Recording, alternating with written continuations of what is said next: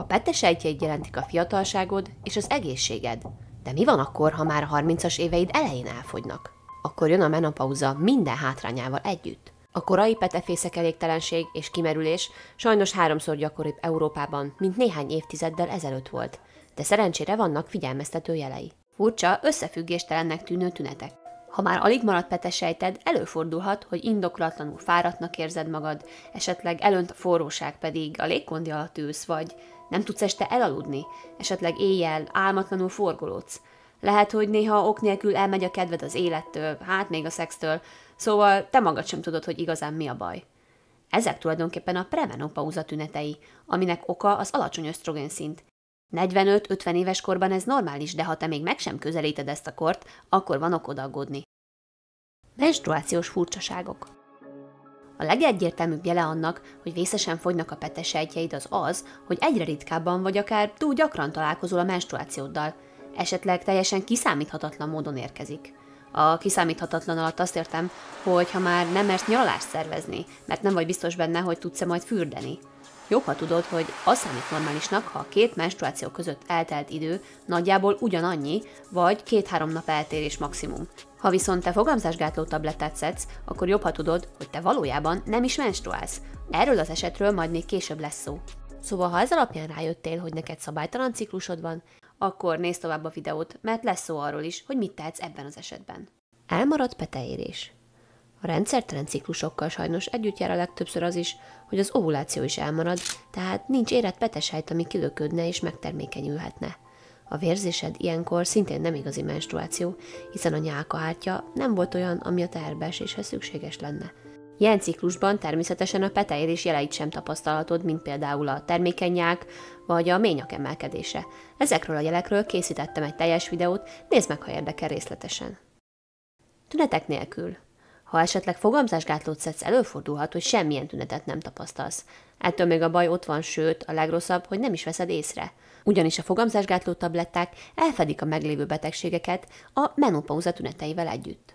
Teherbeesési nehézségek. Ha régóta szeretnél babát, próbálkoztok is, de valamiért mégsem sikerül, akkor elképzelhető, hogy sajnos már nincs megfelelő számú vagy minőségű petesejted, ami megérhetne, tehát kifogyóban a petefészek tartalék.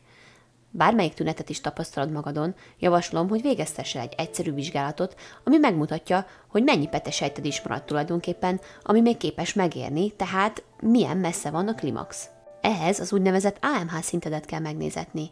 Ez az anti-Müller hormon, ami a petefészekben található kis, éretlen tűszők által termelődik. Egészen pontosan a granulózas sejtek termelik, amik a tűszők belsejében találhatók. Az AMH szint normális esetben is csökken az életkorral. Csak egy vérvétel és meg is tudhatod, hogy hány petesejted maradt még. Petesejt pusztító tényezők. Tehát abból a nagyjából 300-400 ezer tűszőből, amivel pubártáskorodban rendelkezel, egyre kevesebb lesz, de nem csak a menstruáció során veszted őket. Ha belépsz egy jó illatú lakásba, biztos nem jut eszedbe a petesejtjeidért aggódni, pedig a légfrissítők és az illatgyertyák szinte mindegyike tartalmaz olyan vegyületeket, amik roncsolják a petesejteket. Ugyanis azért, hogy minél hosszabban tartson az illat, ezekbe úgynevezett ftalátokat tesznek. Egyébként a ftalátok megtalálhatók más dolgokban is, például műanyagjátékokban, ruházati termékekben és PET palackokban is.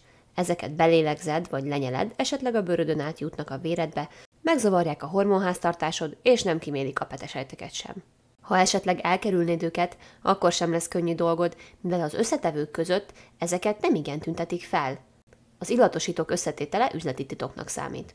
Szóval a legjobb, amit tehetsz, hogy eszenciális olajokat használsz illatosításra, vagy keresd a ftalátmentes vagy No Artificial Fragrance feliratú termékeket. Alváshiány. A krónikus alváshiány azt jelenti, hogy valaki rendszeresen kevesebbet alszik, mint amire szüksége lenne a szervezetének. Ha a következőket tapasztalod magadon, akkor valószínűleg te is kevesebbet alszol. Szóval, ha 3 hónapon át tart ez az állapot, akkor a többi káros hatás mellett a hormonrendszered is felborulhat, anovulációs ciklusaid lehetnek. Ezen kívül van egy hormon, amiről már biztos hallottál, az úgynevezett melatonin, amiből kevesebb lesz, ha nem alszol eleget. Ez azért is baj, mert ez a melatonin a petesejteket védeni hivatott, viszont ha nincs belőle elég, akkor a sejtek károsodhatnak. Ha nem alszol eleget, nő a kortizol szinted is, ami egy stresszhormon, és egyébként ez közvetlen oka is lehet annak, hogy valaki nem tud teherbe esni. Szinte meg lehet nézetni vérből a szintjét. Kezeletlen ételintolerancia és allergia. Képzeld el, hogy megeszel egy finom ropogós kiflit, vagy megiszol egy pohár jéghideg tejet.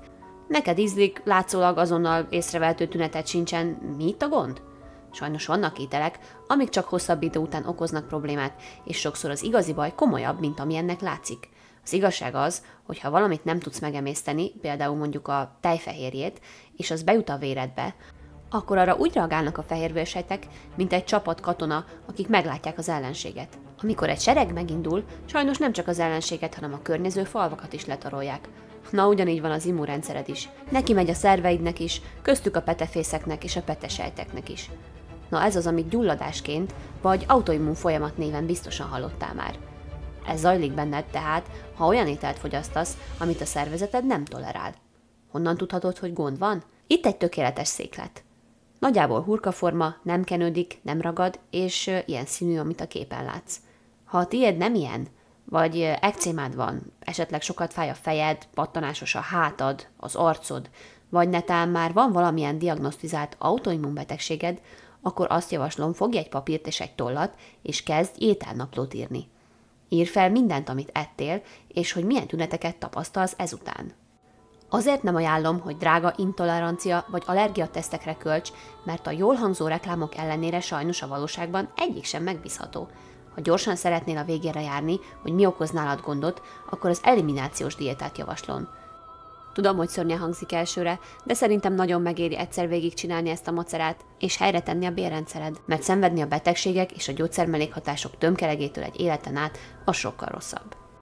Egy-egy buli alkalmával ki ne inna meg pár pohár bort, vagy szívna el egy szál cigit, nem igaz?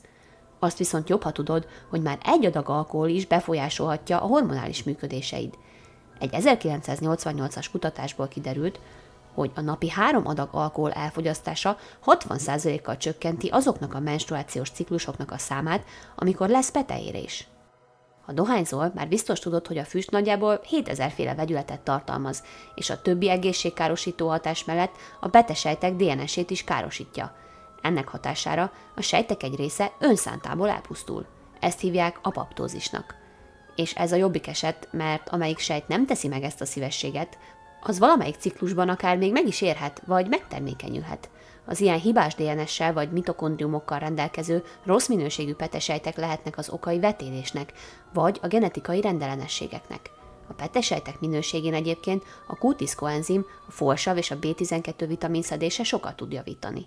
Az idő. Biztos te is hallottál már ilyen, szerintem néha bántó megjegyzéseket, hogy ketyeg az a bizonyos biológiai óra, úgyhogy ne a karrier legyen az első, mert késő lesz. Az igazság az, hogy egy adott hónapban, ha minden rendben van, és mindkét fél egészséges, volt peteérés, és el is találjátok az együttlét időpontját, és nagyjából 20 éves vagy, akkor 25% esély van a megtermékenyülésre. Ez az esély egy 35 éves nő esetében csak 15%. Ha végignézted ezt a videót, akkor biztosan tudod, hogy nem csak az idő vasfoga az, ami ezt az eltérést eredményezi, és tehetsz a saját és a petesejtjeid egészségéért, de azért javaslom, hogy mindenképp vedd figyelembe ezt a tényezőt is, ha babát szeretnél.